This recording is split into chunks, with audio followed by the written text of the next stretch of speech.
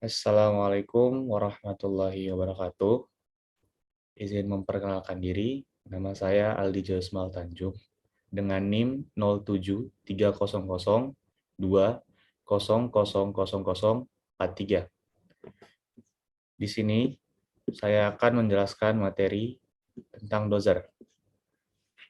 Definisinya, dozer adalah peralatan konstruksi yang biasa disebut alat berat atau construction equipment bertipe traktor menggunakan trek atau rantai serta dilengkapi dengan pisau yang terletak di depan. Biasanya digunakan untuk pekerjaan menggali, mendorong dan menarik material, contohnya tanah, pasir, kerikil. Umumnya, banyak digunakan di pekerjaan pertambangan, terutama untuk pertambangan batu bara, dan digunakan untuk meratakan tanah, menggali dan menumbangkan pohon saat proses land clearing. Karakteristik.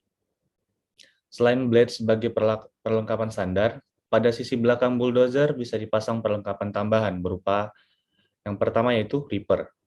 Ripper untuk membongkar material yang tidak dapat digali menggunakan blade, biasanya untuk pekerjaan pembuatan jalan atau pertambangan. Yang kedua yaitu winch untuk menarik material, sering digunakan pada pekerjaan pengeluaran kayu di hutan. Umumnya banyak digunakan di pekerjaan pertambangan, terutama untuk pertambangan batu bara. Digunakan juga untuk meratakan tanah, menggali dan menumbangkan pohon saat proses land clearing. Tipe yang banyak dipakai di pertambangan yaitu antara lain ada Komatsu dan Caterpillar, seperti pada gambar di atas. Tipe dan cara kerja. Berjalan dengan rantai atau crawler dozer. Dozer ini menggunakan roda rantai dan memiliki daya dorong lebih besar, terutama pada medan yang lunak. Cara kerja crawler dozer. Pada crawler dozer menggunakan sistem hidrolik tertutup, di mana sistem hidrolik berfungsi untuk menggerakkan, mengatur seluruh peralatan dan sistem kontrol. Berjalan dengan ban atau wheel dozer. Wheel dozer memiliki roda baret. Dozer ini menggunakan roda baret lebih lunak sehingga dapat beroperasi tanpa merusak jalan jika digunakan di jalan raya. Cara kerja dari wheel dozer tersebut ialah sama seperti halnya alat berat pada umumnya, di mana alat penggerak utamanya menggunakan sistem hidrolik. Karena tenaga hidrolik mempunyai daya atau tenaga yang sangat besar, sehingga bisa memungkinkan untuk mengangkut material atau benda yang berukuran besar. Komponen dasar. Seperti pada gambar di atas, untuk komponen dasar yang pertama yaitu blade yang berfungsi untuk mendorong dan memotong material. Kedua, leaf grinder yang memiliki fungsi untuk menggerakkan blade. Yang ketiga, leaf cylinder yang memiliki fungsi untuk menggerakkan blade, salah satu power cylinder yang akan meneruskan tenaga hidrolik, memposisikan blade sesuai kebutuhan melalui lever yang ada di kabin. Keempat, sprocket yang memiliki fungsi menggerakkan track, di mana gear yang akan meneruskan tenaga putar dan engine sesuai kebutuhan. Kelima, mainframe yang memiliki fungsi sebagai alur carrier roller, rangka utama bagian undercarriage bulldozer sebagai tempat track roller yang menahan track shoe pada posisinya. 6. Strike frame yang memiliki fungsi sebagai batang penyanggah blade. Dapat dibilang sebagai lengan blade atau tumpuan blade yang berhubungan langsung dengan blade melalui engsel agar blade dapat bergerak bebas dalam proses pengerukan atau pengangkatan material. Ketujuh, ada track yang memiliki fungsi sebagai roda bulldozer. Kedelapan, ada cutting edge berfungsi meratakan permukaan tanah, dan yang terakhir itu ada ke-9 end bit yang memiliki fungsi untuk menyerok material agar masuk ke dalam blade.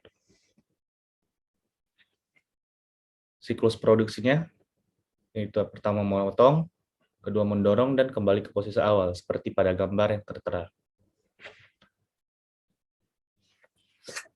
Baik, untuk materi keduanya yaitu pemilihan peralatan.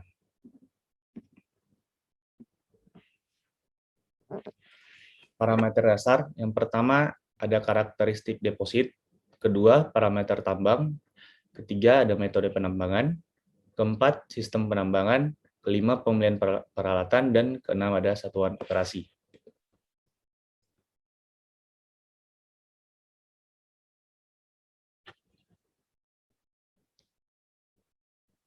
Parameter tambang. Yang pertama ada batasan lahan, kedua tingkat produksi, 3 kualitas produksi, keempat umur tambang, kelima reklamasi target, keenam pengembalian modal, 7 target pengembalian modal, dan ke-8 ketersediaan dan operasi.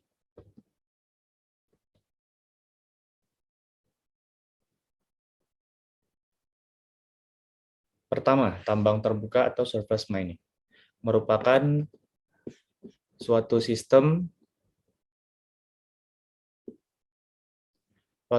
penambangan di mana seluruh aktivitas pekerjanya berhubungan langsung dengan atmosfer atau udara luar.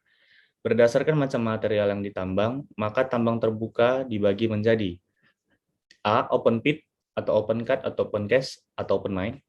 Suatu sistem penambangan yang diterapkan untuk endapan biji yang mengandung logam. Contoh, tambang nikel di Pomala, Sulawesi Tenggara. Mineralnya garnierite. Tambang aluminium di Kijang Riau, Kepulauan. Mineralnya gibbsite, bauxite, diaspora atau boksit. Tambang tembaga di Irian Jaya, mineralnya kalkopirit dan suprit. Tambang timah di Pemali Bangka, mineralnya kasiterit, dan lain-lain. B. Quarry. Suatu sistem penambangan yang diterapkan untuk endapan mineral industri atau golongan C. Contohnya tambang batu pualam di Tulung Agung, Jawa Timur. Batuannya itu marmer. Tambang aspal di Pulau Buton, batuannya batu gamping beraspal. Tambang granit di Pulau Karimun, batuannya granit, dan lain-lain. C. Strip mine. Suatu sistem penambangan yang diterapkan untuk endapan biji yang letaknya horizontal atau sedikit miring. Contohnya itu tambang batu bara di Tanjung Enim, Sumatera Selatan, tambang batu bara di Ombilin, Sawah Lunto, Sumatera Barat, mineralnya bituminous, coal, dan lain-lain. D. Alluvial mine, suatu sistem penambangan yang diterapkan untuk endapan aluvial. Contoh, tambang biji timah di Bangka Belitung, mineralnya kasiterit, tambang biji besi di Cilacap, mineralnya magnetit, hematit, ilmenit, dan lain-lain. Kedua, tambang bawah tanah atau underground mining. Suatu sistem penambangan di mana seluruh aktivitas kerjanya tidak berhubungan langsung dengan udara luar dan kegiatannya dilakukan di bawah tanah dengan cara terlebih dahulu membuat jalan masuk berupa sumuran atau shaft atau terowongan bantu atau edit. Berdasarkan cara penyanggaannya, maka tambang bawah tanah dibagi menjadi A. Untuk batubara long wall method dibagi dua, yaitu cara maju atau advancing dan cara maju retreating, room and pillar method. B. Untuk endapan biji atau logam, open stop method seperti underground grey hole, gophering, shrinkage stopping, sublevel stopping. Supported method seperti cut and fill, stool stopping, shrink and full stopping. Caving method seperti top slicing, sublevel caving, block caving.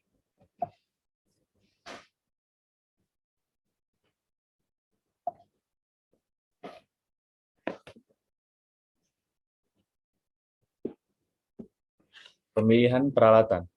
Yang pertama ada tipe peralatan, kedua perbandingan ukuran berbagai peralatan, tiga gambaran perbandingan peralatan, keempat perbandingan rasio peralatan, kelima faktor kinerja, 6 faktor desain, 7 faktor supporting, dan yang ke-8 ada faktor biaya. Satuan operasi, yang pertama ada satuan operasi penambangan, kedua operasi produksi, ketiga operasi pendukung, keempat siklus produksi. Terima kasih. Demikian presentasi yang dapat saya sampaikan. Mohon maaf jika terdapat kekurangan. Wassalamualaikum warahmatullahi wabarakatuh.